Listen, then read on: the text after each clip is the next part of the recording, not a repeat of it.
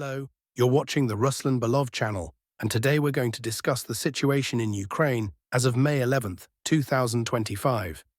A huge number of events have occurred today, so let's get started. Speaking of the current situation, at this moment the Russian Federation continues its offensive in the southern Donetsk direction. Today, according to various sources and map analysts, the armed forces of the Russian Federation have managed to semi-encircle the village of Volnoy Pole from the south, southeast and east.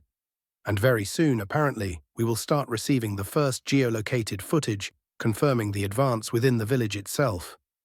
This is a crucial settlement. Capturing it would allow the Russian army to break into operational space and continue moving toward Kamyshevaka and Novogorovka.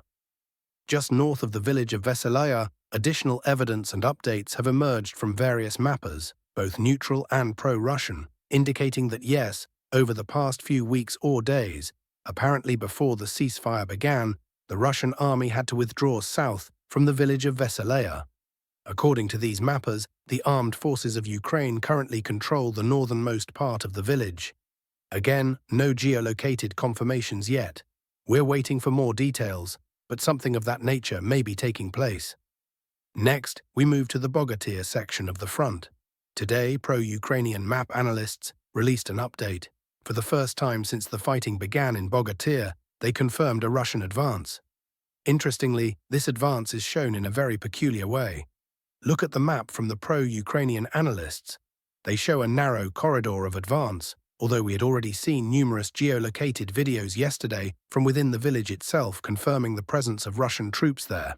However, fighting still appears to be ongoing in the southeastern part of Bogatyr. It seems that Russian units may have entered the southeastern area, but without fully securing it. Fighting and assaults are ongoing, and it's clear that these are determined assaults.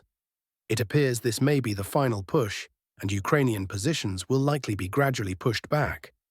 Sooner or later, the Ukrainian side will be forced to retreat, especially since the offensive on Bogatyr has also intensified the Alekseyevskoye direction. According to multiple mapping sources, Russian troops have also entered the eastern outskirts of that settlement. Fighting continues. This is shaping up to be the final decisive battle in this sector. Now we move to the Novopavlovka section of the front. Here, intense battles are ongoing for the settlement of Gorokhovo. There is objective control footage confirming the presence of Ukrainian units within the settlement. The Ukrainian side is currently trying to stabilize the situation by deploying additional reserves. For now, it seems the settlement may change hands repeatedly in a back-and-forth struggle.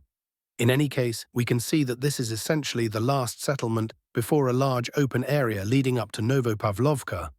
It's extremely difficult for the Ukrainian side to maintain a garrison here because all the surrounding fields must be crossed under open skies, areas likely monitored by Russian drones that oversee all movement.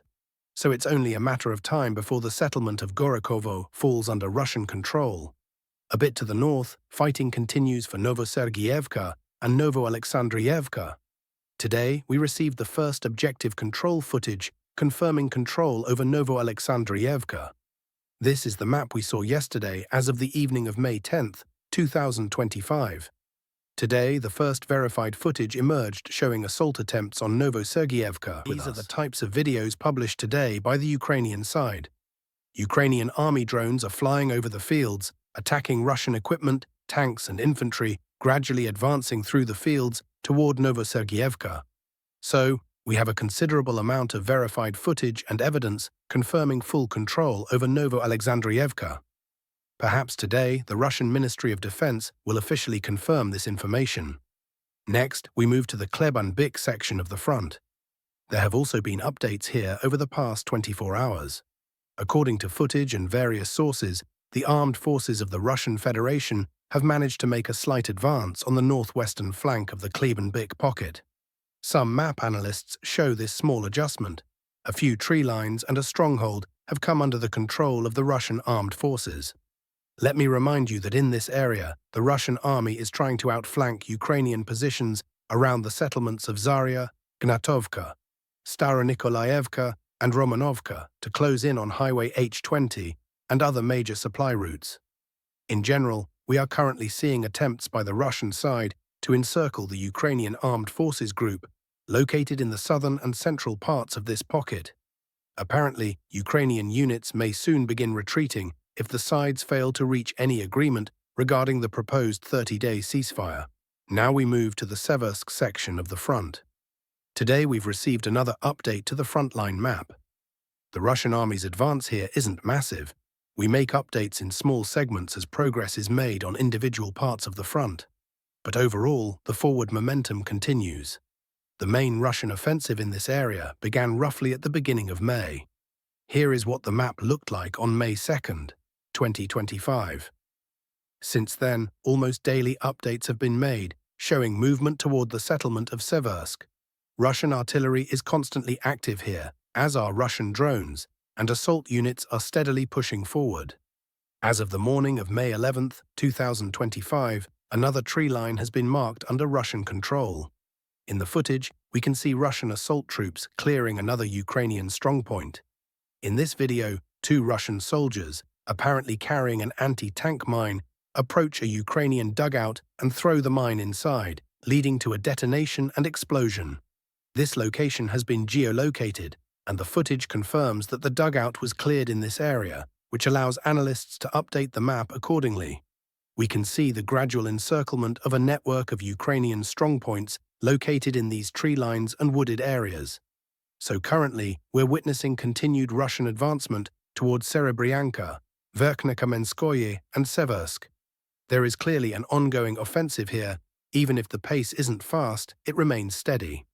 Next, we move to the Liman section of the front.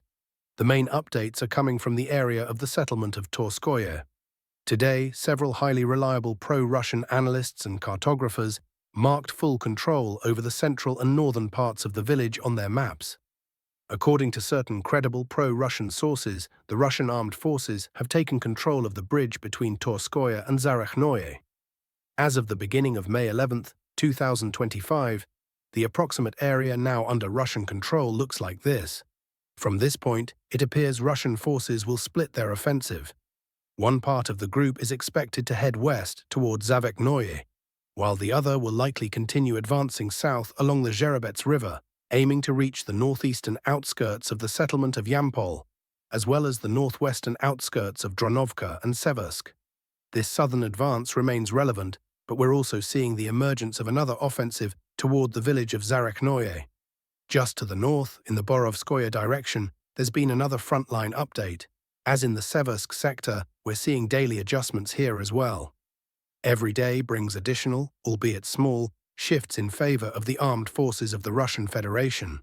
Over the past day, we've received new footage from this forested area, published by Russian sources. In it, we see Russian units clearing the woods and taking full control of this forest sector. In this footage, we can observe extremely close and intense combat between a Russian assault trooper and Ukrainian positions. Based on this footage, we mark this forest area entirely under Russian control. According to the author, this was the last line of defense, the last Ukrainian strongpoint on the way to the settlement of Grekovka. There is now a high probability that in the coming days, Russian units will launch an offensive toward Grekovka, aiming to straighten the front line and take control of another settlement. For the northern Kupiansk direction, it's been at least a week or two since we've received any updates, neither from the settlement of Kamenka nor from Kupiansk itself. It is possible that Russian forces here are undergoing a major regrouping in preparation for the next phase of the offensive. Moving to the northern sectors, fighting continues in the area of the settlement of Tetkino. Footage from Ukrainian sources shows strikes using aerial bombs and drones. However, overall, we can conclude that the intensity of operations by the Ukrainian side appears to be gradually declining. This attack, and likely the entire wave of activity along the Glushkovo district and the Kursk region, seemingly aimed to create a media backdrop during the Moscow parade. And apparently, now that the parade is over, there's little strategic sense in continuing the offensive on this front. Therefore, we can expect a drop in the intensity of fighting in the near future, with Ukrainian forces likely returning to a deep defensive posture. Very interesting footage has emerged today from the northern part of Chernihiv region. Let's take a closer look. In the past 24 hours, this footage was released showing what appear to be Russian saboteurs entering a checkpoint between Bryansk Oblast and Chernihiv Oblast. In this segment of the front, Russian soldiers are seen raising a flag atop some kind of tower structure. Based on this footage, we apply a small update to the map. This appears to be the first confirmed territory under Russian control in northern Chernihiv region, or rather, not the first. In the area slightly to the west and east, around Novosolovka, Kolos and Murave, footage showing Russian flags had already appeared back in 2024. And now, slightly further west, at a border crossing, we see yet another flag. This shows that there is indeed activity here, and a sizable Russian force appears to be concentrated in this area. They are capable not only of performing defensive operations along the state border, but also of pushing deeper into Russian and Ukrainian territory, raising flags and possibly carrying out media campaigns. And that's all for now, dear friends. Thank you for watching. Don't forget to subscribe to the channel, give a like, and all the best to you.